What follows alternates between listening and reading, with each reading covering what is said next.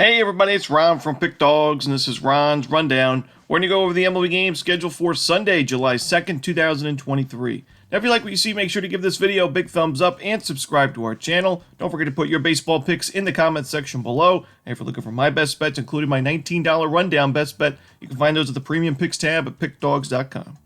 Alrighty, let's get into it. Here are the games for Sunday in Major League Baseball. Next up, we see the Minnesota Twins taking on the Baltimore Orioles. Cole Irvin and Sonny Gray are your starters.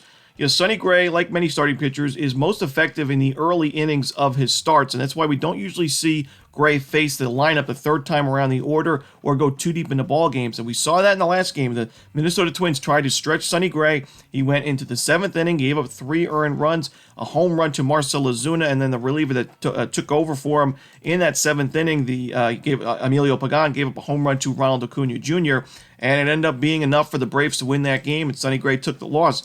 Sonny Gray is really sharp in the first 3-4 innings of the game, but we see him start to struggle with his control, giving up some home runs and sharp contact in the later innings, and that's why I don't really love his chances or the Twins pitching staff's chances, particularly in this game. I do think the Orioles are a really tough lineup because they do work counts. They don't really strike out too much. They can get on base via the walk. I do think Gray could struggle in this game, but I also think, Cole Irvin, although he's not my favorite starting pitcher to back, he's 1-3 with a 7.18 ERA.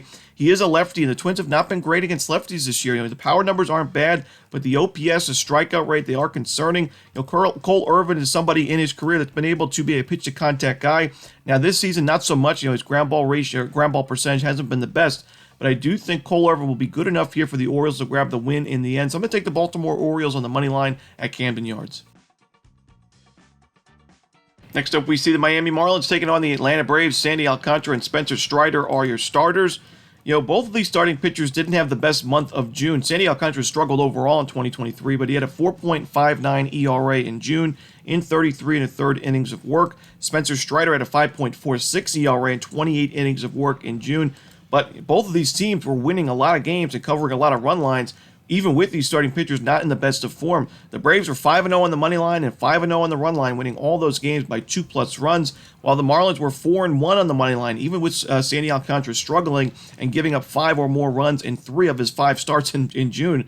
For me, I do think when you look at Strider, he pitched against these Marlins back on April 24th. It was an 8-inning, 13 strikeout, shutout performance, no walks, only 2 base hits.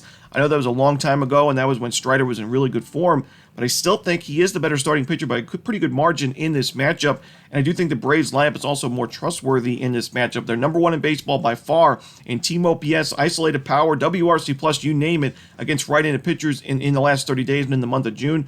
I like their chances in this one. Give me the Atlanta Braves on the run line. Next up, we see the Philadelphia Phillies taking on the Washington Nationals. Rangers Suarez and Trevor Williams are your projected starters. The Washington Nationals do a really good job at limiting strikeouts, especially against left-handed pitchers, but that really falls into Ranger Suarez's game. He's, even though he's been able to miss some bats in the month of June, he had 33 strikeouts in about 33 innings.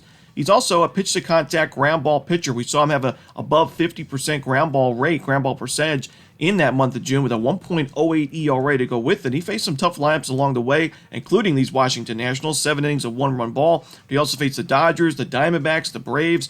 So I do think Suarez is in really good form, one of the better pitchers right now in baseball. And on the other side, Trevor Williams, like I've mentioned a few times this year, he's a guy that's been able to play the role the Nationals have needed him to play this year. He's been able to give them 80 decent innings at 4.28 ERA. He's been solid, but he's just not good enough for me in this game for the Nationals to win this game or cover the run line. His last start, 4 innings of work, 2 home runs, 8 base hits against the Mariners. I do think the Phillies will be able to get to him, and if not, be able to get to this Nationals bullpen, which has been one of the worst in baseball all season long. So give me the Philadelphia Phillies on the run line at Citizens Bank Park. Next up, we see the Milwaukee Brewers taking on the Pittsburgh Pirates. Colin Ray and Rich Hill are your starters. We see a pretty steep total in this game because both of these starting pitchers have ERAs right around 4.5 on the season. I think there's some value on the under here, and I do think that I actually like the matchups for both of these starting pitchers against the opposition. Rich Hill in the month of June pitched pretty well in 30 1/3 innings of work, a 3.86 ERA. He's facing a Brewers team that had, we've mentioned this season, last year, in the last 30 days, they have struggled against left-handed pitchers. They're 20th in OPS and isolated power against lefties in the month of June, and they had a 24% strikeout rate in that month as well. So I think Rich Hill pitches pretty well in this start. Colin Ray, I also think, made some improvements in his game game in the month of June. Had an ERA at 4.05 and 26 and 2/3 innings. He was missing some more bats. His control was a lot sharper. And the big thing for me is he only gave up 2 home runs in those 26 and 2/3 innings. Pretty impressive stuff for somebody that gave up 4 home runs in the month of May and 4 home runs in a short period in the month of April. So I'm going to take the under here in Milwaukee, Pittsburgh. Next up, we see the Boston Red Sox taking on the Toronto Blue Jays. Kevin Gausman and Garrett Whitlock are your starters. I do see a lot of upside in Garrett Whitlock's game, but right now he's just not in good enough form for me to want to back him in this spot against a very good Blue Jays lineup and a very good starting pitcher in Gausman.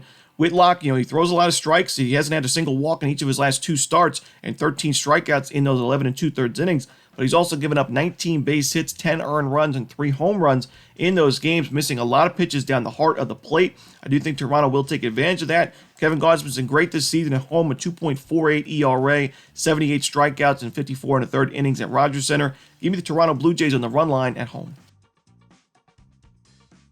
Next up, it's the San Diego Padres taking on the Cincinnati Reds. Andrew Abbott going for Cincinnati. No official starter for the Padres right now. You look at Abbott's numbers, 4-0 with a 1.21 ERA in 29 and 2/3 innings, 30 strikeouts. He has been sensational for the Reds so far, but I don't love this matchup for him. We know in the last time he pitched at Great American Ballpark, it was back on June 21st, and it was a quality start. He went 6 innings, 10 strikeouts.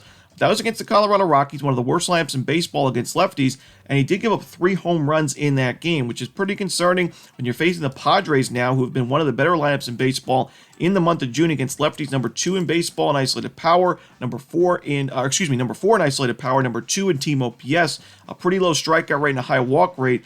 I think this is the toughest matchup that Andrew Abbott's had so far at the major league level, so I do think San Diego will be able to get to him for a few runs early in this game. The Padres, if they go with a bullpen game, the bullpen overall this year has not been bad for San Diego. In the last 30 days, it's right about league average in expected numbers. ERAs are at 3.87 in the month of June, which is pretty good. I think San Diego takes this one. I know they've been a major disappointment betting-wise in the last week or so, and a big disappointment overall this year in the win-loss record, but I like their chances here. Give me San Diego on the money line on the road. Next up, we see the Los Angeles Dodgers taking on the Kansas City Royals. Tony Gonsolin and Brady Singer are your starters. I know there's some regression concerns in Tony Gonsolin's game. We saw him give 4 earned runs in his last start against the Astros, 2 home runs to go with it. But I still think he's a better option. I think the Dodgers have the better bullpen and a much better lineup in this matchup.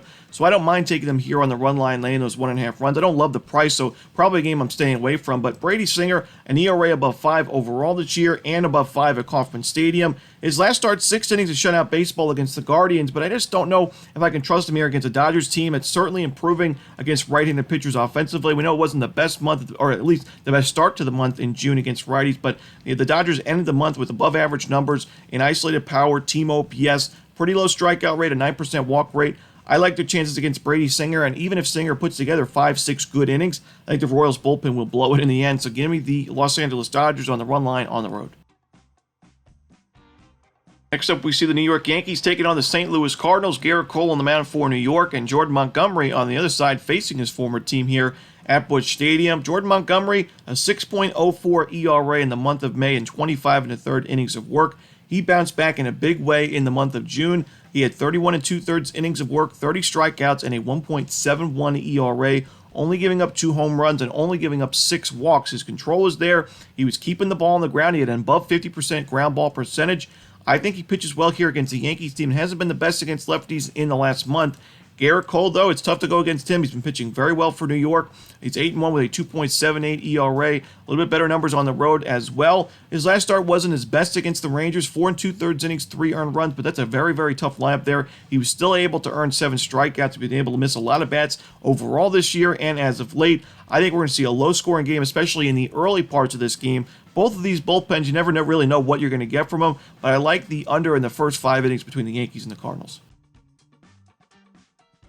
Next up, we see the Cleveland Guardians taking on the Chicago Cubs. Aaron Savale and Jamison Tyone are your starters. I don't love Jamison Tyone's game. We know his ERA is pretty steep up there at 6.9. And the Guardians, a decent lineup. They do get on base. They don't limit strikeouts. But I also don't love Aaron Savale's game, and I do expect some regression going forward. We see him at 3.18 ERA and xFIP right around 4.5. So I do think if this is a game that boils down to the bullpens, I think the Cubs actually have the advantage there, even though they had some struggles early on this season. In the month of June, the Cubs bullpen had a 2.65 ERA, right around league average in Sierra and expected numbers, but the Guardians, they weren't the best in terms of those expected numbers. 4.13 Sierra was the 10th highest in baseball. I do think the Cubs at home here getting a really good price. Getting plus money right now at Wrigley Field is pretty valuable. So I'm going to take the Chicago Cubs here on the money line at home. Next up, it's the Houston Astros taking on the Texas Rangers. Framber Valdez and Andrew Heaney, a pair of southpaws on the mound in this one. Both of these teams top 5 in baseball in team OPS against lefties in the last 30 days. The Rangers are number 2 in baseball in isolated power. Both teams pretty low strikeout rates. The Astros at 16.3%. The Rangers at 19.9%. Framber Valdez has pitched well this year, 2.49 ERA, but not as good on the road. And we saw in his last start against the Cardinals, 6 innings, 4 earned runs, and 8 base hits, a home run as well. The control is off a little bit. We know he's been giving up some sharp contact this season. I do think the Rangers will be able to get to him. Andrew Heaney on the other side is not in the best of form either. His last start, 5 2/3, 6 earned runs, 2 home runs. He's a very volatile starting pitcher that relies on those strikeouts. When you're facing the Houston Astros, a team with the lowest strikeout rate against lefties in the last 30 days, I don't really love your chances. So I do think Houston will be able to take advantage of that against Andrew Heaney. I like the over in this game between Houston and the Rangers. Next up, we see the Detroit Tigers taking on the Colorado Rockies at Coors Field. Matt Manning and Connor Seabold are your starters. As much as Connor Seabold has struggled this year with that almost 6 ERA, I still think he's honestly the better option in this matchup. I just think this is a really bad spot for Matt Manning. Only his second start back from the injury. We know his control was a big problem in those rehab outings and in that first start back against the Rangers where he had 4 walks allowed in those 5 2. I know he only gave up 2 earned runs and it was actually not too bad of a start, but I still have my concerns when your control is off that much. You go to Coors Field as a young pitcher, coming back from an injury. I just think it's a really, really tough spot to be in. We know the Rockies bats were there in the first game of the series against another righty in Michael Lorenzen, and the Rockies have hit righties a lot better than they've hit lefties overall in 2023. I think Matt Manning is in trouble in this game. I think the Tigers' bullpen's also not in the best of shape. I like the Rockies' chances in this one at Coors Field, so give me the Colorado Rockies on the money line. Next up, we see the Los Angeles Angels taking on the Arizona Diamondbacks with Zach Gallen and Reed Detmers on the mound. I like the under in this game. Both of these starting pitchers are in great form, especially Reed Detmers, who has had an up and down season, but his last 4 outings, 3 earned runs combined with a lot of strikeouts to go with it. 34 strikeouts in those last 4 starts. A mix of teams that he faced. The Chicago Cubs not the best lineup, but the Rangers, we've mentioned, have been crushing lefties. The Dodgers have crushed lefties all season long. The White Sox, maybe not so much this year, but in the last couple of years have been lefty killers. So really impressive stuff from Reed Detmers. We know Zach Gallen, one of the better starters in the National League, more so at Chase Field.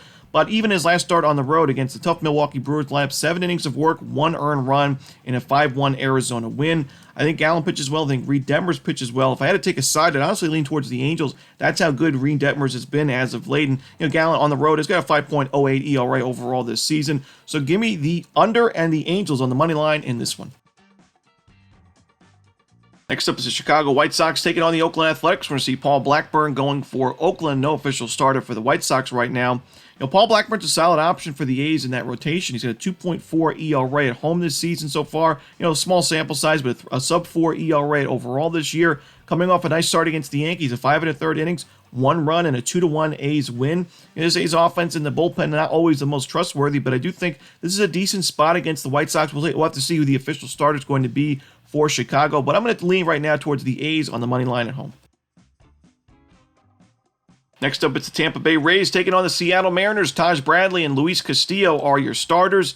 I got to go with the Mariners in this game. Even though the Rays lineup is really tough against righties, Taj Bradley's last start, 6 earned runs on the road and 4 innings of work against Arizona in an 8-4 Rays loss. He's just been too inconsistent for me. He's given up 5 home runs in his last 10 innings of work. So yes, he's got that strikeout upside, and I do think eventually he'll be a really good option in this Rays rotation. But I just can't trust him here on the road against a power-dependent team like Seattle that I do think will be able to take Bradley deep a couple of times in this game. Now, Luis Castillo, he's been one of the better pitchers in the American League this year. He had a 2.86 ERA, even lower 2.09 ERA at T-Mobile Park this season. His last few starts, just a lot of quality starts, a lot of strikeouts, and he's keeping the Mariners in ball games. Even though the offense doesn't always back him up, I still think he'll do his part in this game, and Seattle will be able to get to Bradley for a W in the end. So give me Seattle on the money line at T-Mobile Park. And the final game for Sunday's card in Major League Baseball, it's your Sunday Night Baseball contest on ESPN, the San Francisco Giants and the New York Mets. No official starter for the Giants right now. Could be a bullpen game. They've used a lot of those this season. And David Peterson going for New York. Now, David Peterson, I mentioned in his last start, it was a really good spot for him to bounce back, his first start back at the Major League level, and he went 6 innings of 5 strikeout shutout baseball against a team that we know has really struggled against lefties this season. The Giants have also not been great against lefties overall in 2023. They are improving those numbers in the last 30 days. Their OPS has not been too shabby, right around 11th in baseball, but their isolated power has not been great. They are 24th in the league in that statistic, and their strikeout rate is still the highest in the league in the last month, 29.2%. Peterson is a strikeout-dependent guy. We know he missed a lot of bats. He had 50 strikeouts so far in 45 innings of work at the Major League level. The problem has been the sharp contact, the walks, his control issues. The Giants don't have the best walk percentage, only at 7.1% in the month of June. So I do think, the Brewers, I think, were a little bit better of a matchup. But I also don't hate this matchup for Peterson against the Giants. I think he'll be able to give the Mets 4 or 5 decent innings. Now, he's been inconsistent. There's plenty of times we've seen Peterson really blow up in games. But I do think he'll be okay in this one. I think the Giants' bullpen is also in a good spot. We know the Giants' bullpen's been one of the best in baseball this year. The Mets' offense has been so inconsistent. I'm going to go with the under here at Citi Field between the Mets and the Giants. And that's it. Those are the games for Sunday in Major League Baseball. Hope you enjoyed this video. If you did, don't forget to hit that like button and subscribe. And don't forget to put your baseball picks in the comment section below. Again, if you're looking for my best bets, you can find those at Pick Dawgz Premium. As always, this is Ron Romanelli. Good luck.